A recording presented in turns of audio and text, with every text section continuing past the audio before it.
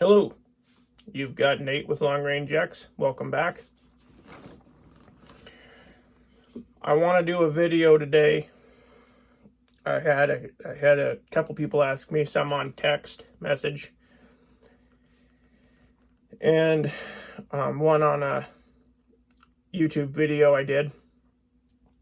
Out of all the other 284s, why did I cling to the 28 Nosler? So I'm going to touch down and make it simple. 7x57 Mauser, 7mm08, 280 Ackley, the 7mm Remington Magnum, the 7mm Weatherby, the 7mm STW, even the 7mm Dakota, the 7mm Remington Ultramag, and the 28 Nosler are all cartridges that I've shot. Even the 221 Fireball necked up to 7mm, to the 7mm TCU cartridge. I've been around the 284 cartridges more than any other cartridge. And I've ran through all the 264s. Very few 264s we haven't played with. Very few the 30 calibers we haven't played with. We've been through all of them.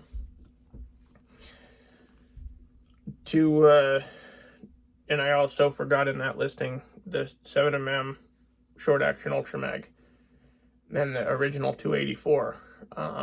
They're all cartridges that we've been around, unload data for, personally owned.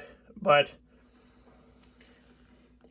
to break this video down, and this might be a longer video on why my heart's set on the 28, I'm going to give the good, the bad, and the ugly on the 28 Nosler. So, for starters, I'm going to break it down to 3 cartridges: the 7mm Rem Mag, the 7mm PRC, and the 28 Nosler. Because in the 284 world right now, especially in the long-range hunting world, those are the 3 that you mainly hear about. Those are the 3 we're going to focus on today. So I would say most all of my successful hunts, most all of my big game harvests have either been with a 25-06 or a 7mm Remington Magnum. There's a lot of cartridges I've used in between, but I always ran back to the 7 mag. So the 7 mag has 2 issues, one being more important than the other. I guess I'd say 3 issues, but the first one being most factory 7 mags have a slower twist on them, so they don't stabilize the heavy bullets. The next issue it has is most factory ammo offered, even if you have one custom made, most ammo offered factory, if you don't reload, has the slow twist bullets in it. You know, you're going to be around 140, 150, 160. Most. I know it's out there.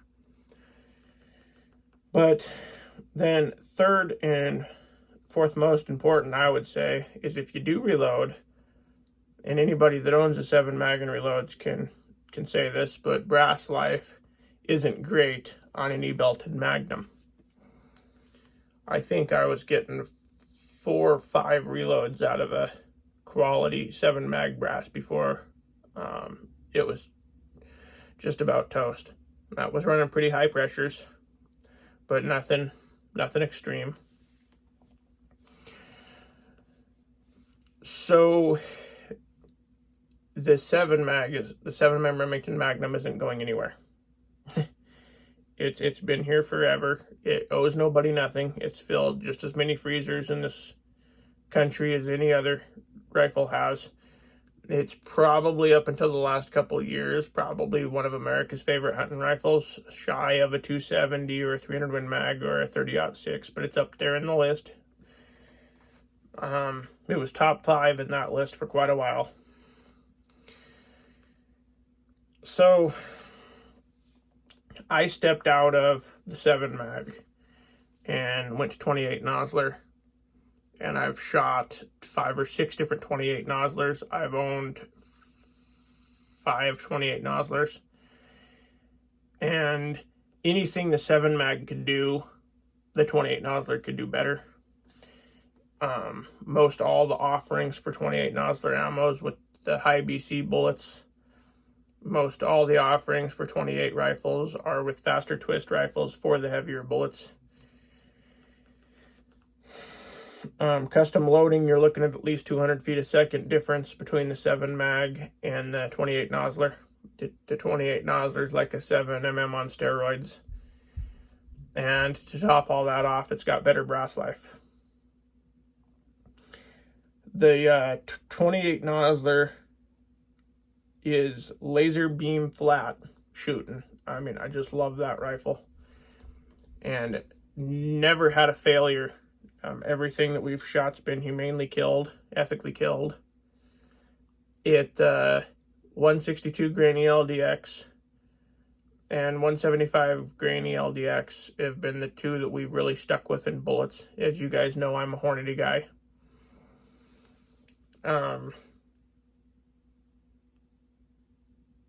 Trying to think, I do not think I've ever used Burger in a 28 Nosler. I know I've used the Burger VLDs in the 7 mag with good performance, but I can't say that I have in the 28 Nosler off the top of my head.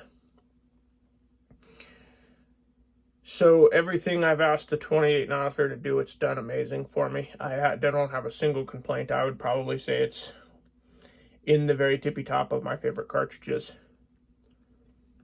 We're going to get down to the ugly side effects of it now, but I'm also going to break those down for you.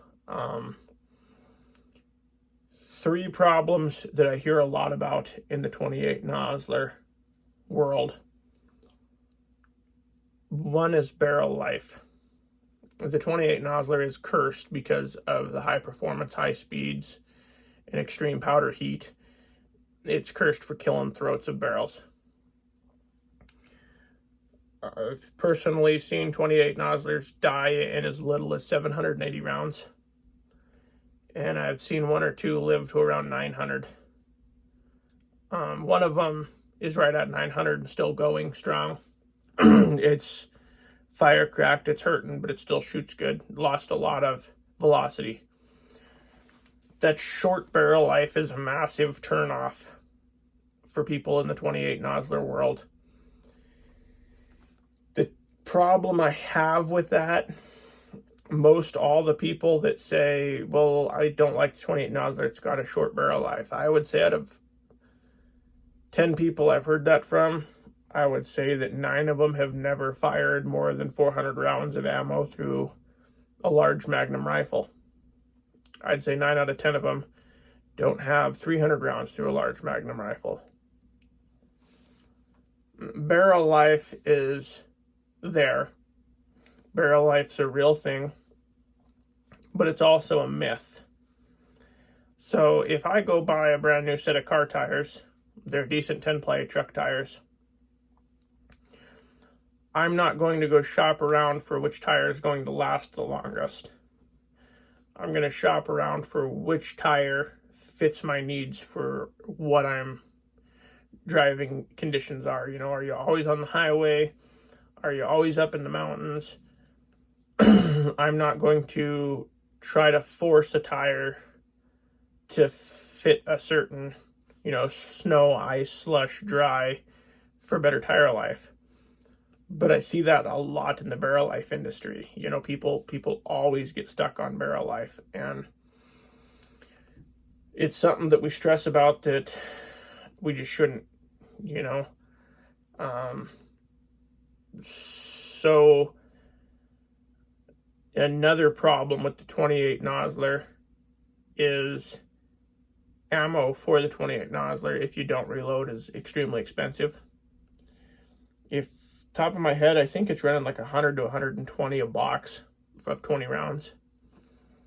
So that's a big killing point of the 28 Nosler for non-reloaders. You know, it's $120 for 20 rounds, adds up quick.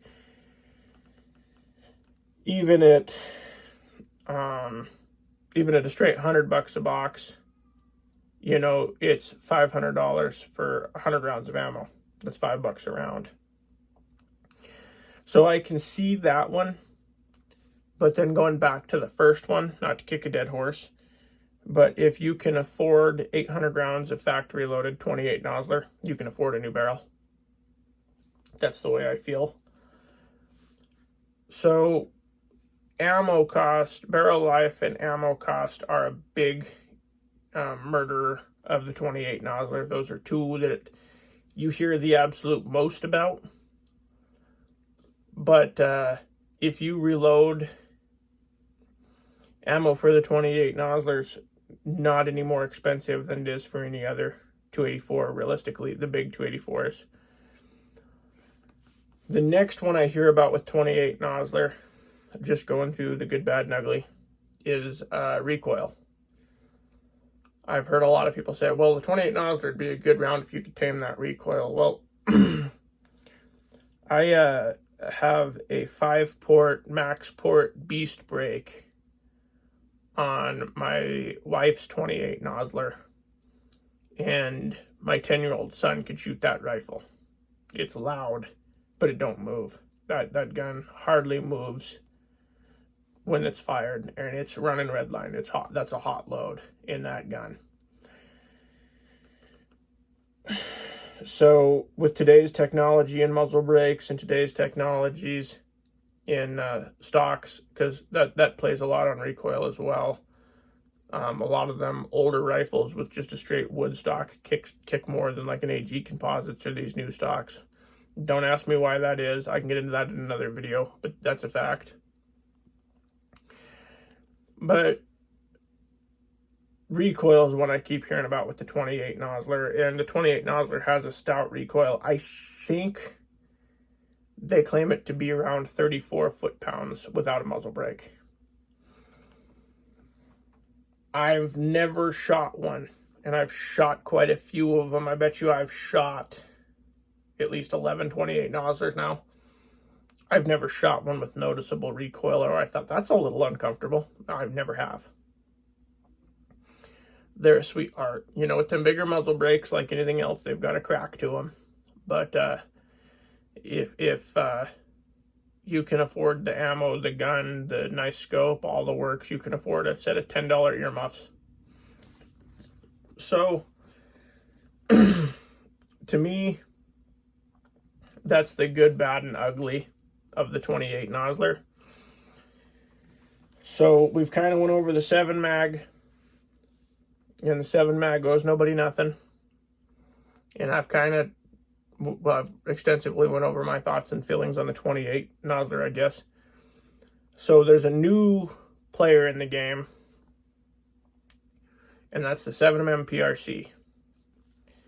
And everybody that was shooting a 7mm rem mag are now shooting the PRC that I talked to. And everybody that was shooting the 28 Nosler is going down to the 7mm PRC because it's going to be the gift. The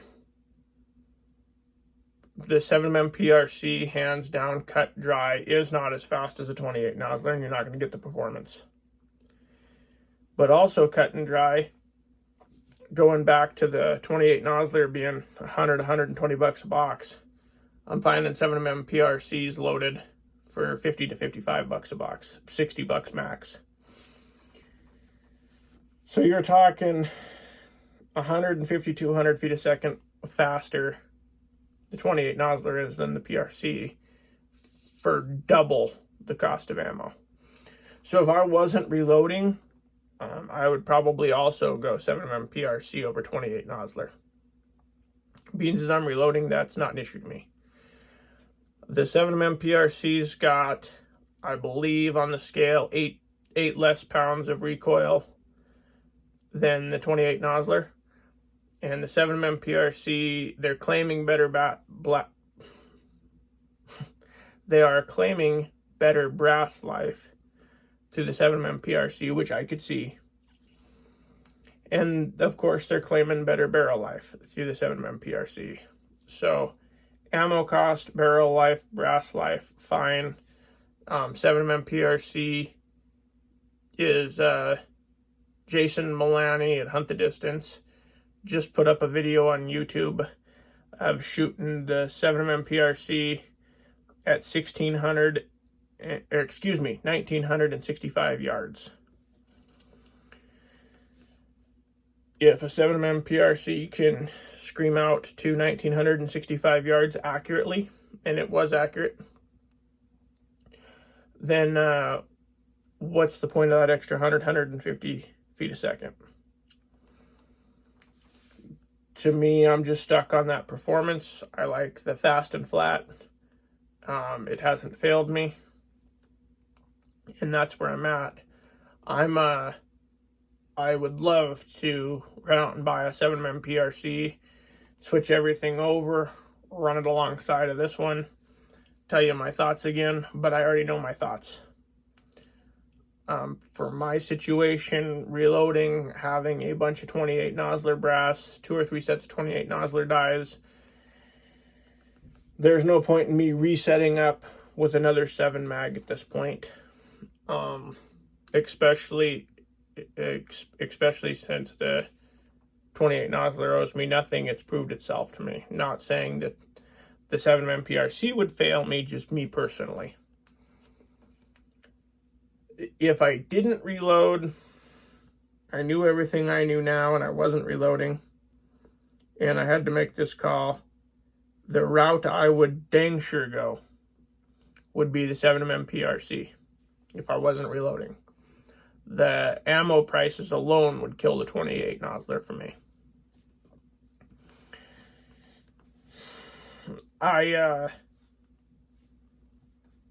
You can take a 28 Nosler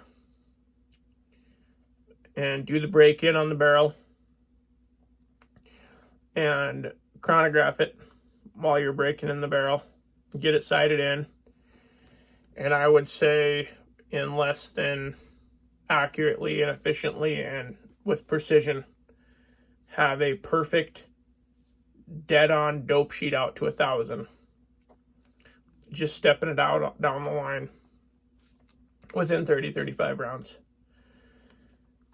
So with any of the big 7s, so barrel life isn't an issue in my life. Know your rifle, shoot your rifle, keep your rifle cool, keep your rifle clean. But I can see the need for the 7mm PRC, especially since Hornady, for the lack of better wording, and understand I'm not bad-mouthing Hornady, they're going to whore out the 7mm PRC by all means. It's going to be here to stay. ADG, Bertram, they're all building brass for it. And it's all the rifle companies you can name are building rifles in it. It's here to stay.